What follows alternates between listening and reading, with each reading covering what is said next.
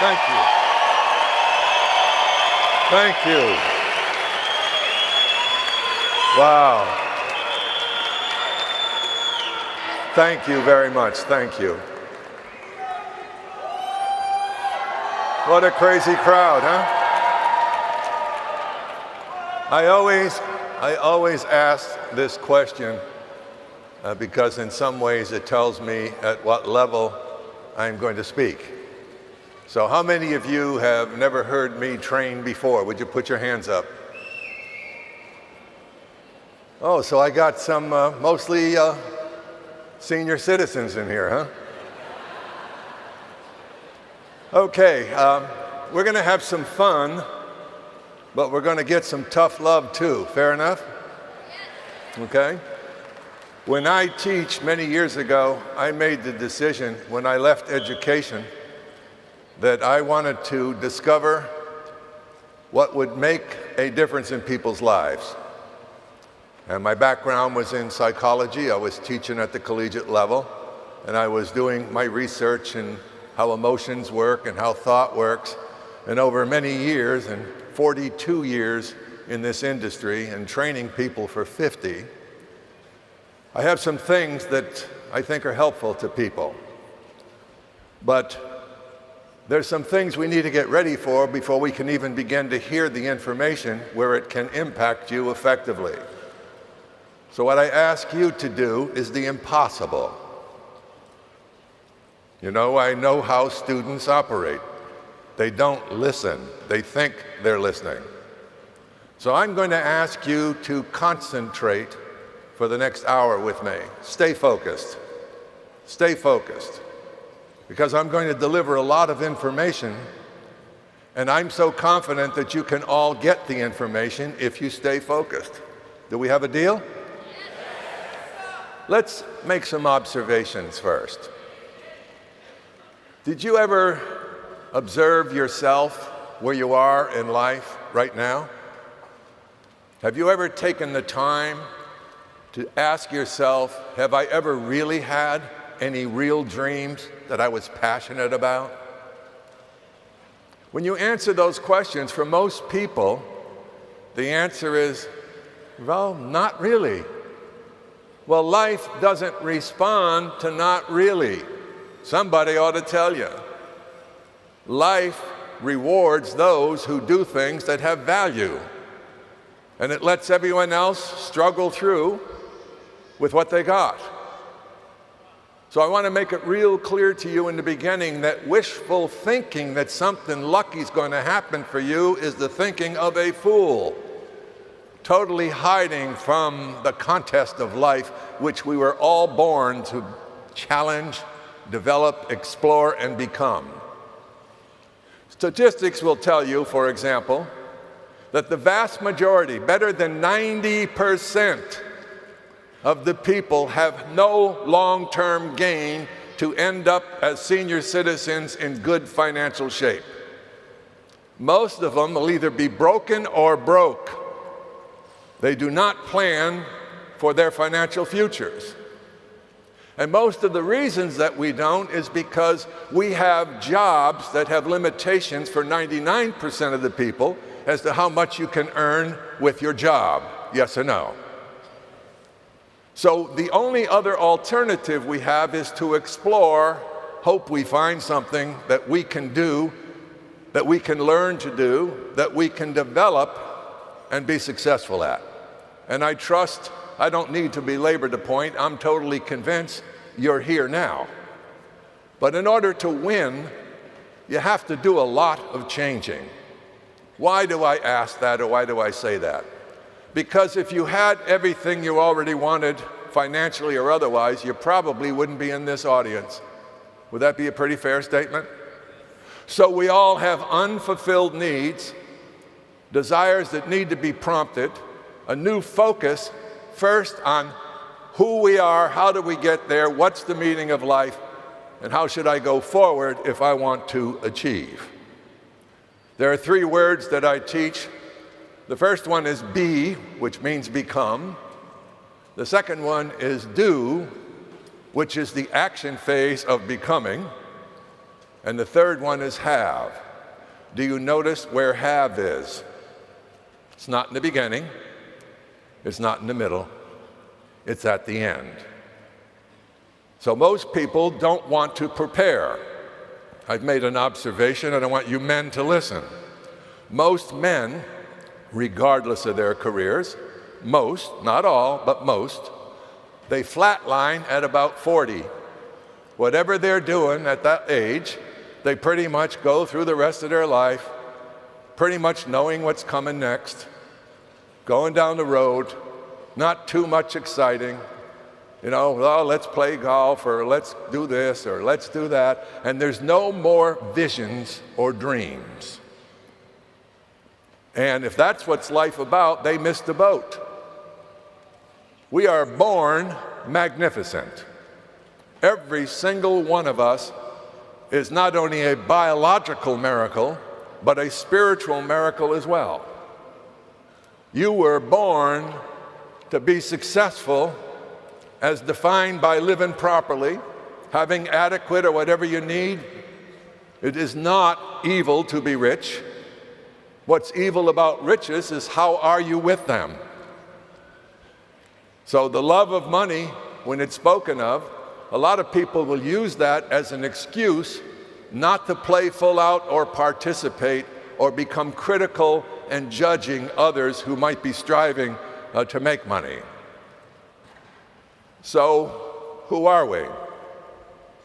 Think about that question. Do you have a spirit or a soul? How many of you believe that you do have a soul? Can I see your hands? What if I told you I really question you on that? You must say, well, then why? So I'll tell you why. I see very few people that live as though they really believe they have a soul.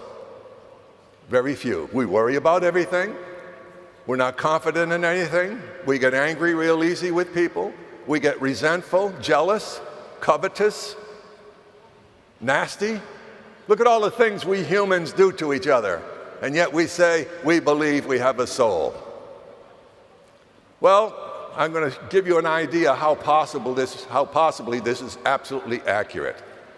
If you look at the universe, it was about 1929 when the Hubble telescope started to notice that the universe was speeding away from us.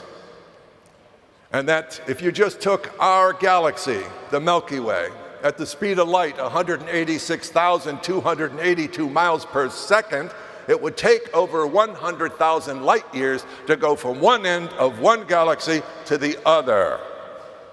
You kind of get a picture of vastness. Only a fool would think that's an accident. It's not an accident.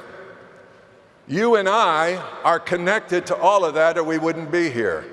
Anything that is partaking in that spirit. Call it God, call it divinity, call it what you want, that's your business, but don't think it's not there. Now, if that's who we are, tell me how you kill a spirit. If I could gather all the spirit in the universe, it would fit on the head of the pin and it wouldn't take up any space, because it's not confined to time or space as we know it. And that's who you are. Now, once you get an experience, I don't mean the prattling in your brain, that'll give you very little information. I'm talking about going beyond what you think is logical and landing in a place where you will know in your mind and your spirit that you are designed for peace and love and happiness. That's what you were made for.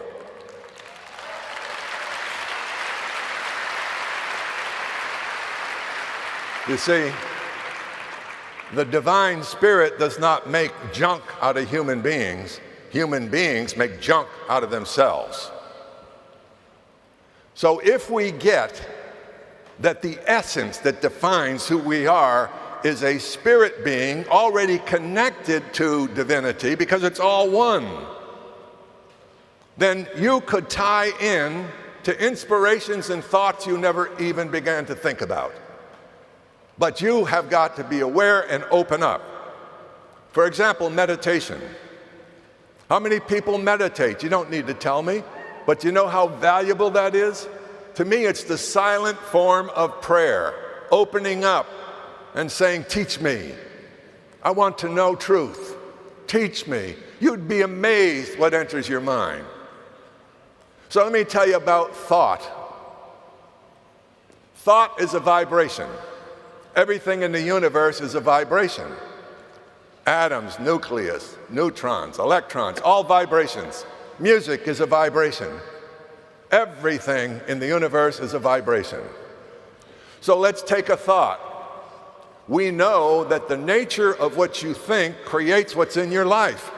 Did you hear me? The nature of your thoughts, the system of your thinking is creating your reality. There are no two similar realities. An example would be here, 4,000, 5,000, 6,000 people. Not two of you in here will hear me the same. Not two of you will hear me the same. You are creating me. I'm not creating anything but delivering a message. I like it, I don't like it. Wow, that hit me.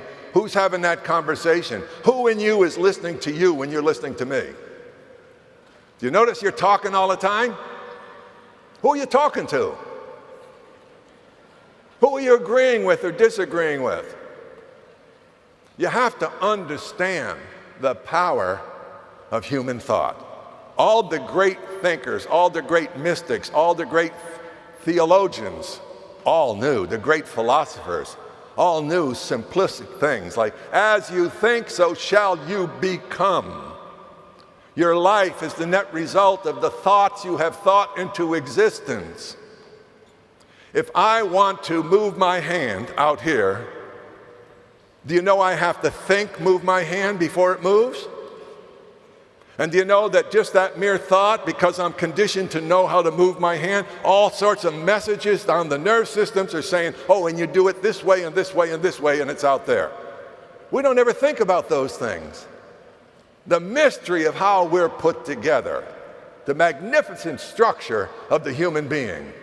And we live life in the penalty box, worrying and screaming and stealing and cheating and arguing and fighting. It doesn't have to be that way. You can have it all. Now, what is all? All is you want peace, you want family values at work, you want to fit somewhere in this world that your life makes a difference. Does that appeal to you? Well, it can't make a difference if we're not doing things right or if our thinking is wrong. Dr. William James, the father of American psychology, near the end of his life was asked this question. Dr. James, what was the greatest discovery of your generation? To which he answered, that a human being can alter the circumstances of their lives by altering their attitudes of mind. Their attitudes of mind. That's their thinking, folks. Adjusting thinking.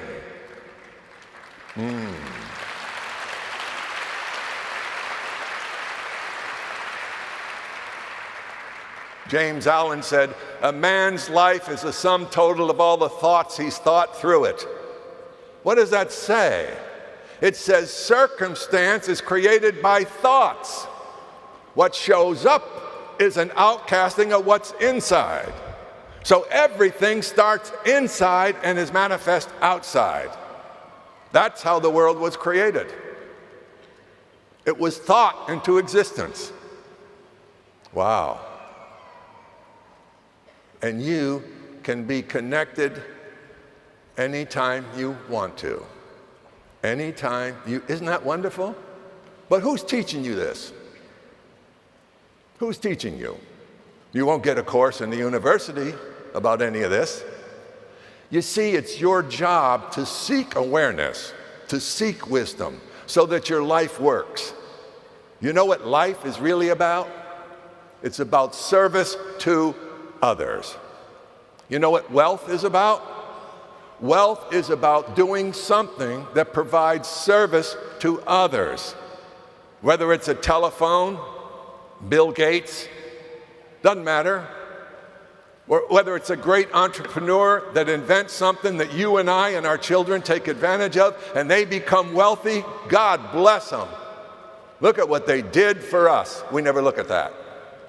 We get envious and we get jealous. What if they didn't do it? What if Henry Ford never went and started to mess around to build a car? Are you getting the point?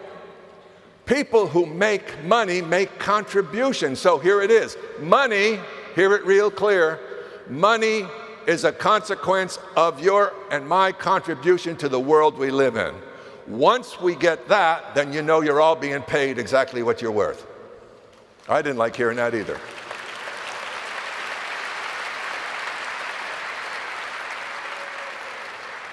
Surveys, U.S. News and World Report, very respected magazine. Surveys, 85% of the people who go to their jobs every day don't like them. They're dissatisfied at some high level. So what do you think happens to the spirit of someone living like that? You think their family life is whoopity-doo? Do you think they come home with a smile on the face and an embrace for their family, their wives and their children? Or do they come home complaining with a sour face? Which one? Now, they have every right to take themselves someplace else, don't they? But they won't because they're afraid. We're afraid. So let's see where we started. I started by telling you when you were born, you knew your own magnificence. You weren't afraid of anything. You had two basic fears, loud noises and falling. How have you done since then? Just think about fear. Fear. Fear. So that makes us anxious about the future. And when we look in the past, we get depressed over our mistakes and errors. So we've got depression of the past and anxiety to the future, so the present is flushed. There's nothing alive happening there but tolerance, existence. Can this be changed? Yes, it can. How? By changing the way we think, by focusing on the powers we have, the gifts we have, and stop being settled in. In this room, I'll tell you right now, man, some of you could have been great professional athletes. You were lazy. You didn't pay the price. Ladies, some of you could have been great theater people, great singers, but your sister was a little bit better and your mother told you, oh, your sister's the singer, and you flushed your dream. So what am I saying? I'm talking about probably the most important thing we need to work on as a starting point is self-image. What is self-image? How do we get it? Well, self-image is formed early in life with the opinions of other significant people in our lives as we're developing. Usually it's our parents, grandparents, teachers, rabbis, priests, whatever, whoever has an influence on us as we grow up is shaping what you think of yourself. You never had an original thought about it. You just had interpretation of what they thought about you and you bought it. I've seen it over and over again where someone improves their self-image and they almost transform their lives immediately. They begin believing in themselves and they shut down whoever told you you couldn't do it, did not tell you the truth. You bought the story, so give it back to them. You know, plastic surgery, interesting observations with plastic surgery. The surgeons will see people come in and they have imperfections. Maybe it's in their face. We'll just use the face, for example, because see it pretty quickly. And the surgeon will make the correction. And that person will go out, and when they take the bandages off and the scars heal, they completely change their personality. A shy person becomes vibrant and alive. Confidence levels go up. By doing what? The only thing that changed was not just the physical appearance, it was what they now saw themselves to be. Conversely so, this is very interesting too. Some patients had tremendous improvements from a surgical point of view. It was obvious to everybody and would walk into the doctor and say, I don't see any difference at all. And guess what? They stayed the same frumpy personalities in spite of the evidence.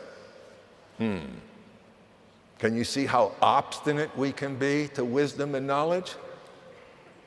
Some people actually love being stuck because they're so darn lazy and don't want to admit it. They don't want to work on themselves, and that's okay. But don't complain about your life. You've got to do something if you want to get someplace new. You've got to leave someplace old. So what usually gets people through the self-image is, since it's belief, listen closely, it's built on the belief system, which is your belief about yourself, your limitations. You're ugly, you're fat, you're pretty, you're not, you're this, you're tall, you're stupid, you're smart. Got it? I can sing, I can't sing, I can't dance. You know how many things you say you can't do are lies? You know why you don't do them? You don't want to be embarrassed, so what's stopping you? That you don't have the skill, or you don't have the emotional fortitude to let it be embarrassed and do it anyway? Which one's the truth? Oh, I could never get up and speak to anybody. I could never get up and speak in front of people. Why? I'm going to tell you why. I don't want anybody judging me. I might make a mistake. I don't want to be foolish, and I'm not good at that. All lies. You're a coward. Sorry.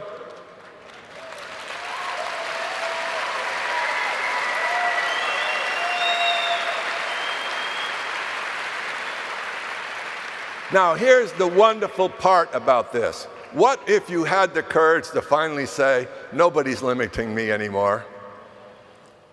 I'm going to go up and I'm going to speak. I'll tell you how to do it. Give your problem away. Come up here if you've never spoke before and you go, oh my God. Say, one night, maybe at a meeting, I'm going to give it a shot. So you come up here and here's what you're doing. Here's what you say. Oh man, I hope I keep it together. You have no idea how scared I am. I think that none of you are going to like what I have to say. Would you please give me a chance? I'm going to fight this thing and get through. You will make an audience cry with you because you were them out of the chair. You gave them an example of how to do it.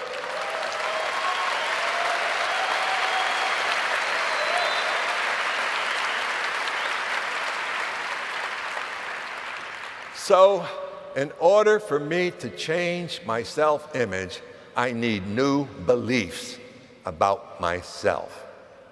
Now, that example I just gave you, that person who came up, gave their problem away and gave their little speech, they got a new belief system now, don't they? Do they not believe that they can do what they didn't do 20 minutes before? That's how it's built. You got to explore, get out of what they call your comfort zone. A comfort zone is a coffin with both ends kicked out. Afraid to feel, afraid to be judged. Aren't you through with other people determining you? Do you know how much power you have to go to the top in anything? This is a cakewalk. It's a cakewalk. Get focused, put the time in, put the effort in. Every single great achievement is not easy, folks. Somebody ought to tell you the truth. It's trial and error. J.P. Watson. He said the quickest way to success is double your failure rate. You don't learn anything unless you're struggling and failing along the way. That's where you learn. Example, I invite 10 people to come to a meeting and only 2 show. If I've got the wrong attitude, I got an attitude when I'm talking to 2. Instead of being full out excited together. And if nobody comes, go to the mirror and practice your presentation by yourself.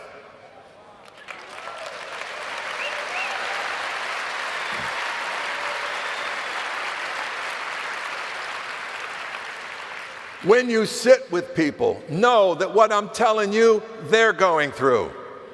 They're not going to say it. But you know what people want? They want to be loved. They want to be with people they trust, who they believe. That's why I screamed at you leaders the other day. Be example to your people. Be out there in front. Show them. Is the best teacher in the world for a leader is to be what they are teaching. And listen to people who have done what you want to do. It's a shortcut.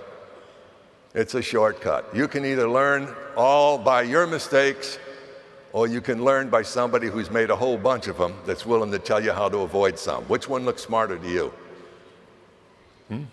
I think I'd rather get around people who achieved what I have achieved and talk to them for advice and input. Does that make sense? Well, you ought to hear what I hear sometimes. Stupid talking to stupid about how to make money. Neither one of them have any.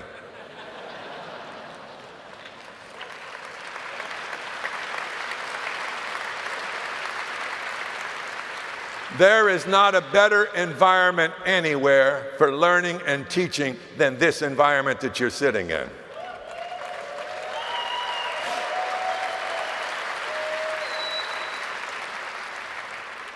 I have people who send me letters years and years later that never even joined the business, but they may have been in an audience like this, telling me the impact it had, how their light bulb went on, and they are now this and now that. So I don't question whether it works or not. The only question that you need to have is, will you let it work for you? And I can't do that for you. I am not the issue. I ask people, how many people do you see here teaching? The logical observation is 1. That's a huge illusion. You don't know the books I've read, the courses I've taken, the people that I sat at their feet to learn. You don't know anything that I did to be able to be a mouthpiece. That's all. I am not the issue. The information is the issue. I'm the one who delivers it. And I don't compromise it, because I don't care to be popular. I care to be effective. You mean too damn much to me in order to not give you the best I have.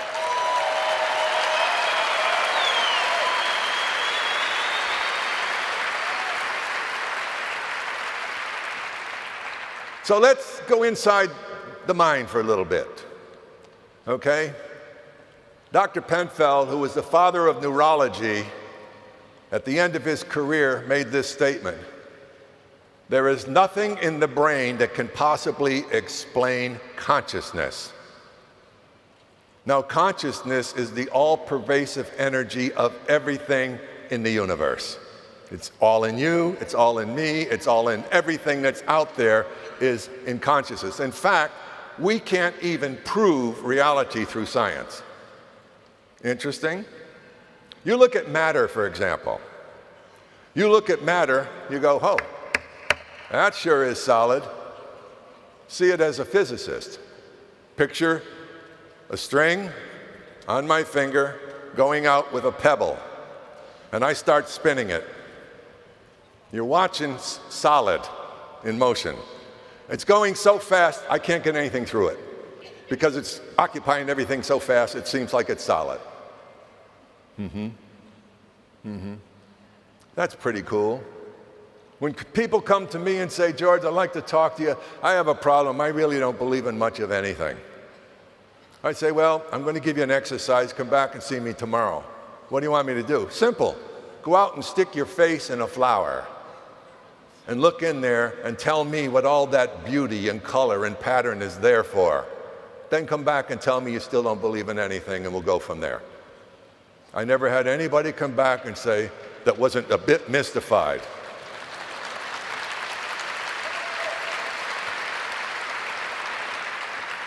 Talk about failure and starting. I had polio as a kid. I was in an iron lung. I was not supposed to live. And when I lived, they told my mother, you can take him home, he'll never walk again.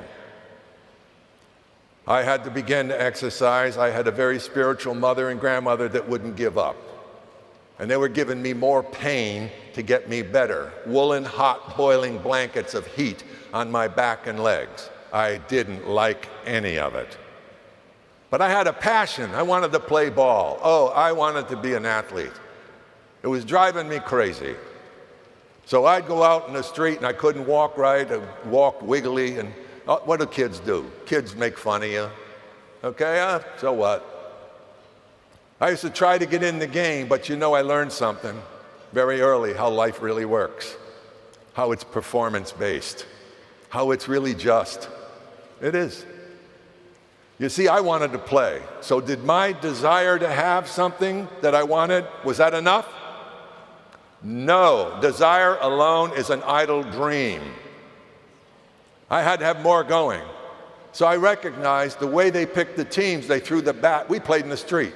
Threw the bat in the air, and I noticed that one guy was captain of one team and another guy was captain of the other team. Now picture 100 kids in the street on a Saturday, only 18 are going to get picked, 9 on each team. So you quickly recognize that the 2 guys that became captains were captains because Evie recognized they were the best. They saw them perform. They were the best. They should be the guys who picked each team. Then I noticed something else. If one guy got the first pick, he picked the next best player. Interesting, isn't it? And when the other guy got his chance, he picked the second best player. And that went all the way down until they got 9 on each side. So I could sit on that curb and moan all I wanted. Sometimes people would come by and say, give the kid a chance. I hated it when they did that. See, they just wanted to feel good about how wonderful and caring they were. They weren't inside my head.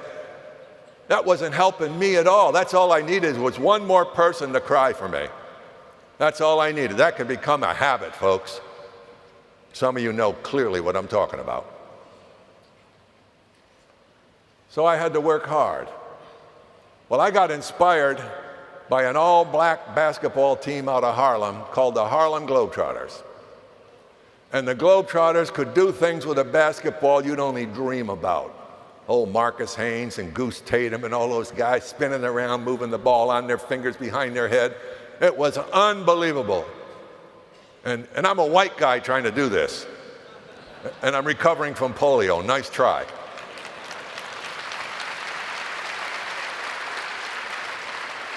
So I go out, and my grandmother used to make mittens every year, you know, to keep the snow out. I would take a pair of scissors and cut the end of the gloves off so my fingers would show out so that I could dribble the basketball and build my coordination.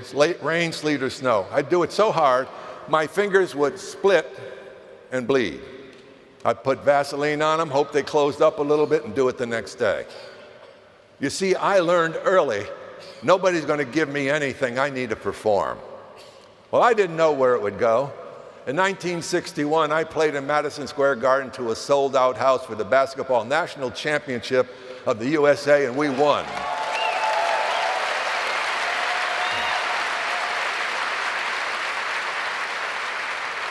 I didn't only play, I had 19 rebounds and 17 points in a game that was like 62 to 59.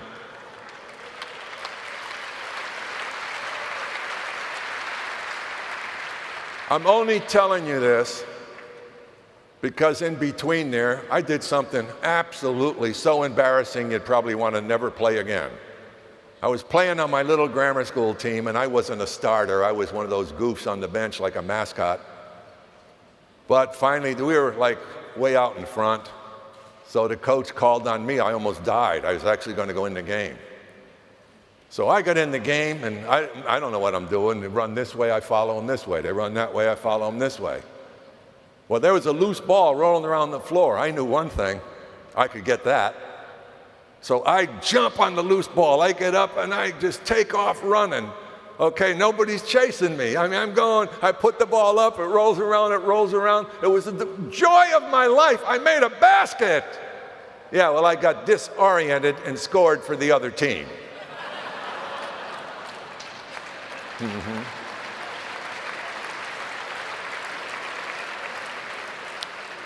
Let's go home to your 4 brothers. Did you hear what he did? Fun, huh? So what I'm trying to say to you is there's so much power in you to change and alter your life. but it has to be built on new ideas and beliefs on you. And the only way you can get them is to challenge some new behaviors, do some new things, forget the past, and here's what you must do. This is so critical. You know who shaped your, or at least contributed to shaping what you think about yourself. Could have been a cruel father, an insensitive mother, no parents at all that you knew. Could be any number of reasons that you didn't think you could be great. You might harbor a lot of bitterness and hatred and resentment today as you sit here. The best advice I can give you is forgive them all. Forgive them all.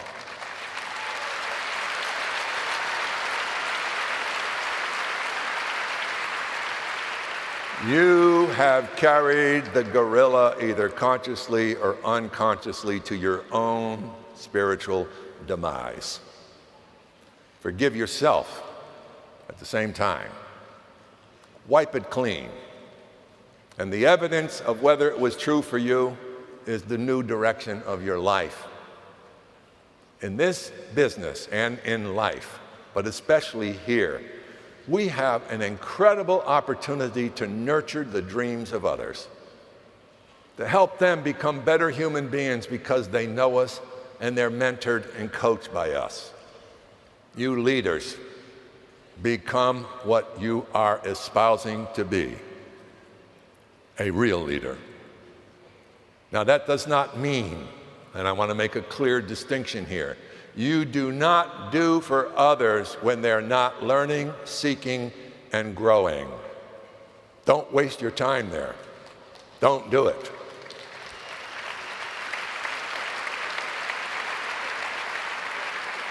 In psychology, we call that enabling. That's making a person think they're so stupid or incapable that they can't improve and learn to do something. That should be an insult. Should be an insult if that's happening for you. Step up, do your homework, read. As life goes on, I want you all to know your toolbox is from the neck up. You got it? When's the last time you read good books, read inspirational material, or have you flatlined with knowledge and advancement of your knowledge and skills? There could be a concert pianist in here that was afraid to touch a piano, and you could start today and in 10 years be playing somewhere incredible. Yeah, you could if you wanted to. Lost dreams. Revive. And you know you do need money to move along in life, don't you? You do need money to do nice things for other people, don't you? You say you want to help your family and your friends, show them the way. Show them the way. Bring them along with you. But if they don't see a change in you, they'll think you're just using them to get them involved. To change, like Gandhi said, to change the world, change you while you're in it. The world will take care of itself. So true.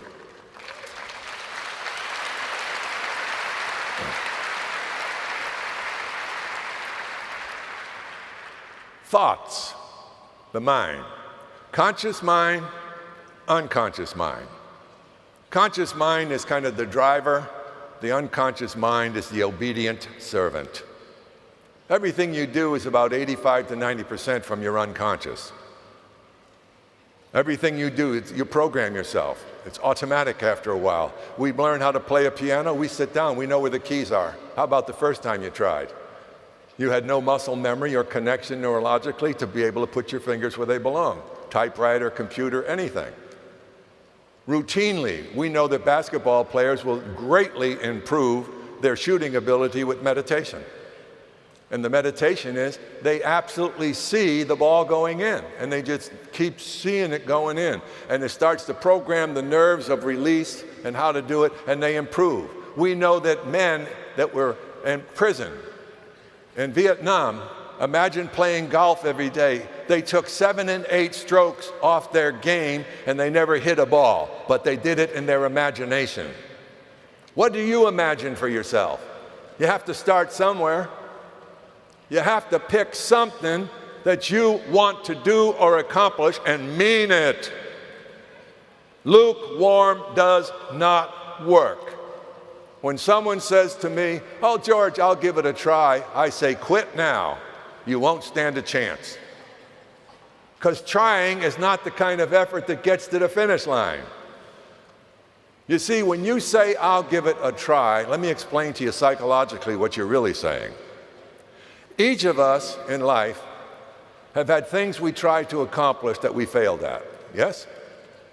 Well, those things, the reason we failed most of the time was not that we really couldn't do it. Our emotions took over, frustration took over, lack of patience took over, no perseverance took over. So what that has done to us at the unconscious level, it builds a glass ceiling through which anything else you do will evoke the same emotions at about the same time, and it'll stop you. And you don't even know it's there. An example would be if you take fleas and put the fleas in a jar and put a top on. The fleas are going to try to get out. They keep hopping and hopping and hopping and hopping and hopping and hopping and hopping. After a period of time, take the lid off. The fleas will jump just as high as where they hit, and stop, and they'll die. How much more sophisticated is your brain? And yet you're using it the same way. So be aware that the limitations you have set for yourself are programmed from the past. Break them down. It's not you anymore. Well, so let's see. Conscious, unconscious. Here's how it works. Conscious mind thinks a thought. Boy, this is going to be fun. Guess what happens in the unconscious? The unconscious immediately goes out looking for validation of that thought. It actually brings you reinforcement that, yeah, it's going to be fun. You'll start thinking, man, I can't wait to bring my cousin or tell my mother. Notice how the chain continues. All right, let's go back. You face something, oh man, this is going to be difficult. Guess what your mind does? Gives you all the reasons to validate the original thought. Haven't you noticed how your mind works? That's what you need to stop. You take charge. No, I'm not thinking that way. I'm going after what I said. And I'm going to do it. Why? Because I said so. I don't need another reason. Because I said so.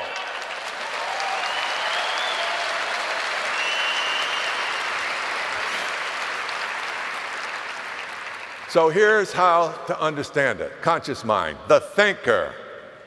Unconscious mind, the prover. The thinker thinks, the prover proves. What does the prover prove? The prover proves what the thinker thinks. Did you get it? Shall I do it again? Mind, conscious, thinker. Thinker thinks, unconscious, prover. Prover proves. What does the prover prove? The prover proves what the thinker thinks.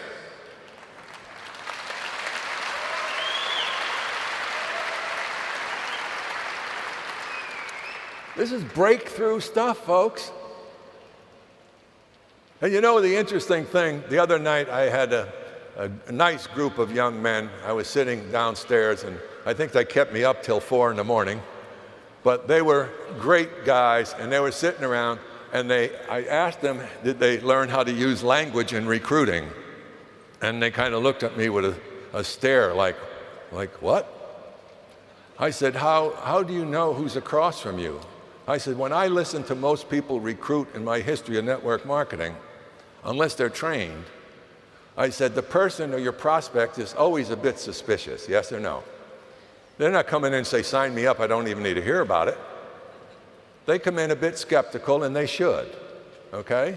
Well, how do you make friends with that person? How do you relax them? What kind of questions do you ask them? Okay? I said, it's not that, oh, George, would you please tell us? You know, I said, I don't know. Oh, come on. I said, all right, I'll do it. I'll recruit you. Well, they all ran for their phones. They're all pressing on buttons. I said, I'm not going to do it. They said, why? Because that's what you've been doing all your life. Have you learned anything that stuck? See, I'm going to give you one shot to hear it, and watch your concentration when you know it's the only shot you're going to hear it. Now, some of those guys are probably in here, and they probably tell you it was the best training they had because they had the focus for about 3 or 4 minutes. Anybody here that was there? Yeah. see? And that's our problem. We do not concentrate. People used to get my talk, Profile of a Champion. It's been all over the world. Every once in a while, I run into an airport and someone comes up and says, George, man, I got that talk. I did it 20-some years ago. I got that talk. My God, is that thing great? I say, yes. I said, how many times did you listen to it? Here's our academic brilliance. Oh, well, I listened to it, yeah. Why didn't you ask for a refund? They said, what? I said, if it took me 30 years to give the talk, and you listened to it once and you think you got the information, it's impossible. It's impossible. Now, I'm going to tell you why it's impossible. Wouldn't you like to know? Okay? If I'm talking about something, a quality or a trait or a correction that you know you need to make, the minute you get that inside of you from the speaker, you're gone. You go into internal dialogue. Sounds something like this. Boy, I guess he's talking to me. I do that all the time. Geez, you know what? I think I should probably, okay, did I stop talking and teaching? No, I kept right on going, didn't I? So there's big gaps in what you think you heard. I hear them say, hey, I listened to it 3 times. Man, you never hear the same thing twice. I say, no kidding. Why don't you master the information? Maybe 20 times will get you there. Would it be worth it? Would 20 times be worth it if you could have that information working through you every day? Would it be worth it? Too lazy. Too lazy. I used to teach a bunch of students. They should have been astronautical engineers because all they did was take up space. But their parents were paying a lot of money to put them in the room. You know, there's some of your kids that come home complaining about how rough school is. Why did I get a D? You got a D because you didn't study. That's why you got a D, son. Don't give me your excuses. Which brings me to the next subject. Oh, some of you know where I'm going right now. There are 2 things. If you want to prosper, you must give up today and forever forward. Now, I want you to picture, over here is a huge leather suitcase, huge, and it's bulging like this, and a chain around my neck, a heavy chain tied to me. And on this side, there's an identical suitcase, jam bulging, with a chain around my neck going that way. And I think I'm going to go forward, take my neck off, wouldn't I? So somebody said, well, George, what's in the suitcase? I said, just a minute. Ho, excuses. We're full of excuses, and most of them are flat out lies. You get away with them. Why? Because people use them all the time. I'd have been there, but, gee, I didn't come to work yesterday. Man, I had a migraine. Excuses. I didn't do that because. I should have, but I didn't. Lie, lie, lie, lie, lie. There goes your character right down the toilet.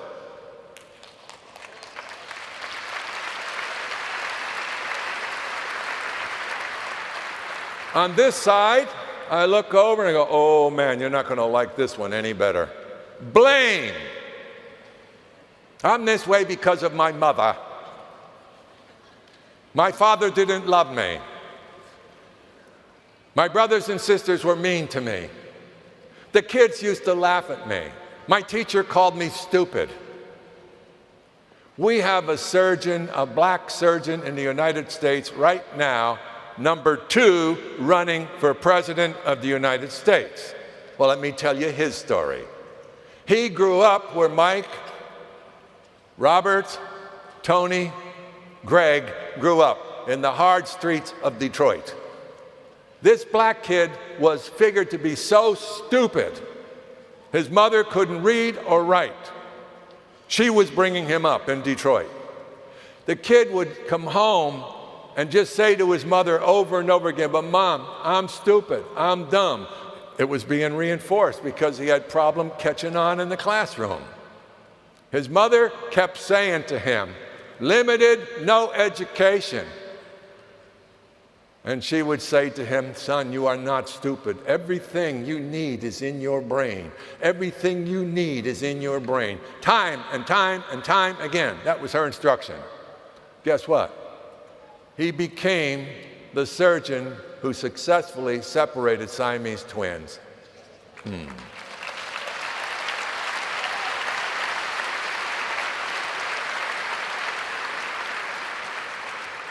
And it's unfortunate that so many people that should love him don't like him because it says it's a call to arms. Your start wasn't anywhere near what his was. Complain, complain, complain. 2 men sat behind prison bars. One saw mud, the other saw stars. The exact same experience, but the way they thought about it created an entirely different experience. That's your life. 2 people face difficulty. One surrenders and says, this I shall overcome. And the other says, I'm mad, she did it, he did it, I wouldn't be here if it wasn't for her, for him, blah, blah, blah, blah, blah, blah, blah, blah, blah. Don't you get sick of it? I mean, I can hear excuses from 10 miles away.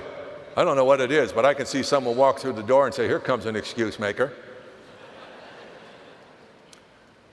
Which is something else. Every one of you have an aura.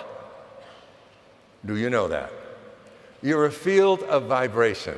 Do you know that? Thought is a vibration. Now we know that. Every one of you has a countenance. You know what a countenance is? It's you alive or you half dead, just in the way you interact or show up. You can always tell someone who has a peaceful spirit and a loving person. Their countenance is different. And you can always tell people who are ragged and dragged and negative and complaining and bitching all the time and not doing much to improve but complain. Oh yeah. When you walk through that door over there, every one of us, these lights either brighten because of your countenance and aura or they darken because of what you bring into the room. That's consciousness. The world's in the shape it's in because of the consciousness of the people in it. The type of thinking they're thinking. And the only thing that spirit can do is think. We're the only creatures who can think. Thinker thinks, prover proves. Cause and effect. It's a law. Cause and effect. I think a thought, it causes something, doesn't it? It causes a feeling, an emotion, and a behavior. Then it keeps going. According to what I sent out, it shows up over here as an effect. So the nature of my thought created what shows up. I'm stupid.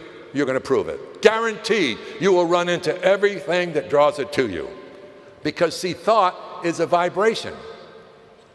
So look at it this way. You want higher levels of thought?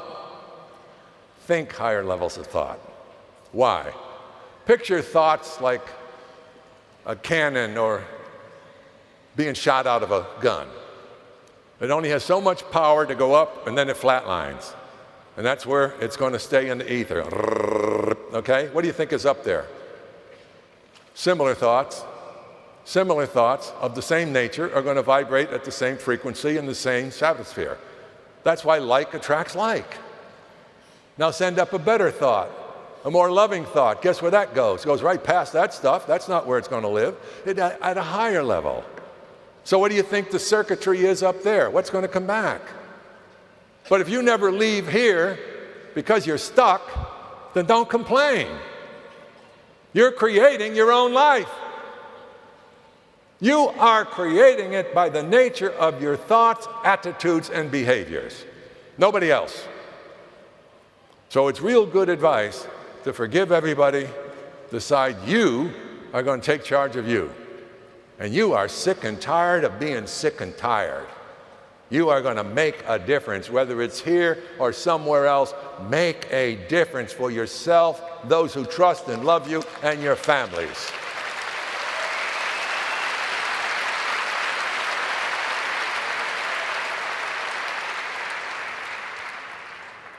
So the law of attraction simply says, there's a whole lot written about it. It's also called the laws of compensation. And the laws of compensation says you get in return in accordance to what you give. Did you ever hear that principle somewhere else? As you give, so shall you receive. Have you ever heard it before? Well, then why don't we give? You know what you're supposed to give? You're supposed to give of your developed God-given talents, whatever they are. That's your gift to the world. That requires you get on it, or you're never going to have the rich, fulfilling life that's available to you. We keep looking for quick answers and people who just want to fill you full of baloney, tell you what you need is a bigger car, a better this, a better that. They keep you like fish in a net. We don't even know we're trapped, because when you look to your left or right, everybody else is there too.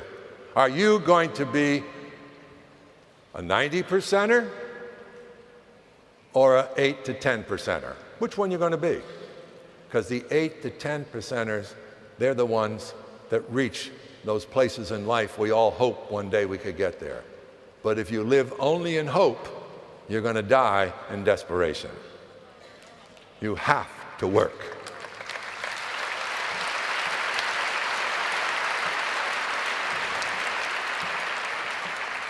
Enthusiasm. I love it. Here we go back to countenance, okay? You either show up as an inspired person or not. To me, the world is divided into only two types of people. Those who are inspired and those who are not. And it's at least 30 to 1. Guess where most people fit. They're not inspired. They're survivalists. Get up in the morning, go to work. 85% don't like it. Have your lunch when everybody says, have your lunch. Let's go home, drive the car. Let's go home. You didn't make dinner? I'll make dinner. Why don't we get whatever?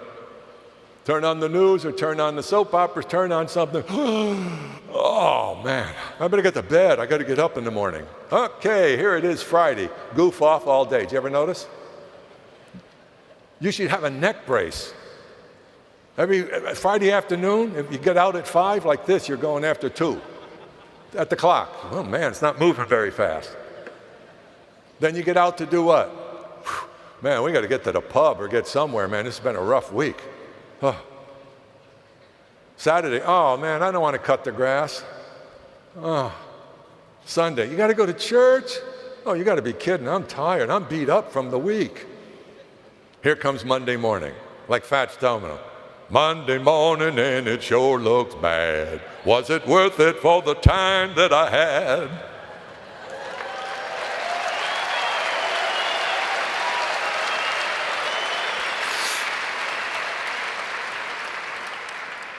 So if you want to prove what I'm saying, here's what I want you to do. Wherever you work, tomorrow you go to work, Tuesday, whenever it is, I want you to walk in, and here's what I want you to do. Oh, am I excited to be here this morning. I can't wait to contribute to the bottom line of my company and earn my pay because they've given me an opportunity to at least take a check home every week. I'm here to contribute. Just look around and watch them look at you. They will have you in the Human Resources Department in a straitjacket heading to the psychiatric hospital.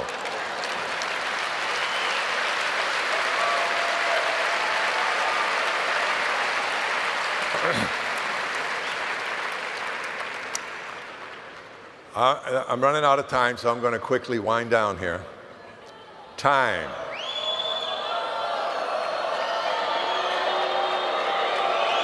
Whoa, wait a minute. Wait a minute. Come on to Barcelona and bring all your friends. I'll do it again.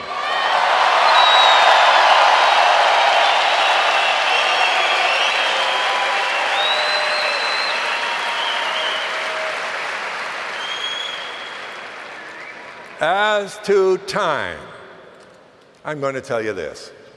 Each of us right now are the oldest we're ever going to be. At the same moment, we're the youngest that will ever be. So with time, live in the present, because that's all you've got. If we're here tomorrow morning, we just have another now, another moment to create a new possibility, to love more, to care more, to give more, to develop more. Learn to use time effectively. And when you leave here, I always like to tell you a couple of things I'd like you to do. I want you to dance tonight like nobody can see you.